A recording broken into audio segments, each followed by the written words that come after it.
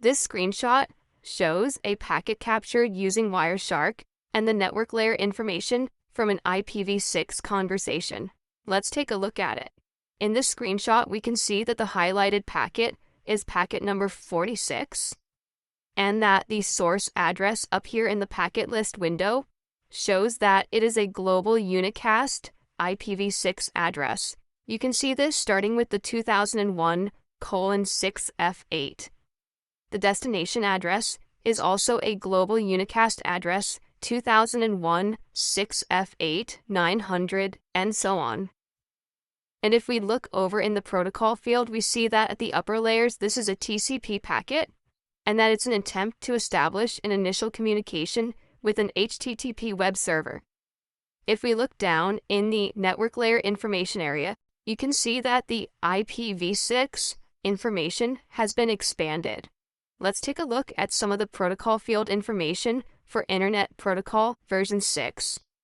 First of all, you can see that the amount of information in the IPv6 header is much smaller than in the IPv4 header. Now, there are some interesting features.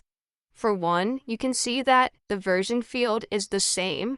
In this case, it says 6, identifying this packet as IPv6. We can also see the binary 6 here. The next field is the traffic class field. The traffic class field serves the same function as the differentiated services field in an IPv4 packet. It handles traffic prioritization and congestion. The next section you can see is the flow label. The flow label field is a new field for the IPv6 protocol. Its purpose is to maintain the same packet flows through routers and switches so as to help real-time applications that need packets to arrive in the same order. You can see the next field is the payload length field. This is the same as the total length field in the IPv4 header. This field tells us the total size of the packet, in this case 40 bytes. The next header field serves the same purpose as the protocol field for IPv4. You can see that it's identifying that the upper layer data portion of this packet is a 6 or TCP. The hop limit serves the same function as the TTL field in an IPv4 packet. You can see that the hop limit currently is set to 64 hops. Once this decrements to 0, the packet will be dropped. Next, we have the source IPv6 address, the destination IPv6 address, and then at the upper layer, we can see that this is a TCP packet with TCP header information. Let's take a look at the next screenshot. In the next screenshot, you can see that we've now highlighted packet number 49, and now we have a connection with this web server. This packet is now a GET request to the web server. If we look down in the expanded Internet Protocol version 6 packet details window, we can see that the payload length is a lot larger.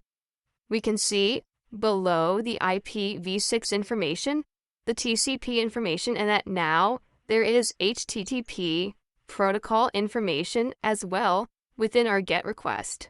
This is our GET request to get a web page. If I go to the next screenshot, the last screenshot shows an ICMP version 6 neighbor solicitation message. If we look up in the window at the highlighted packet here in packet number 1, we'll see that the source address this time is not a global unicast IPv6 address, but a link local address. We can tell that from the FE80 here. We can also see that this link local address used EUI64 to resolve the interface identification portion of the address. We can tell that by the FFFE within the address. The destination address is an FF02 IPv6 address, indicating that this is a multicast packet. If we look over at the protocol, we see that it's ICMP version 6, and then information about the packet tells us that this is a neighbor solicitation message for the same device that we were contacting in the earlier screenshots. The function of this packet essentially is similar to an ARP request in IPv4.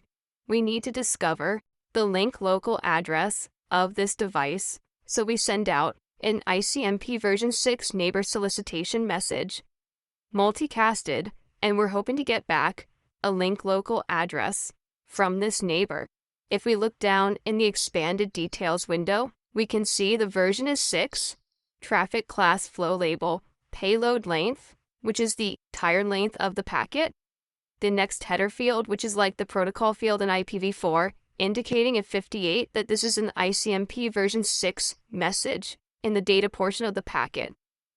The hop limit, 255 hops. This is similar to the TTL field.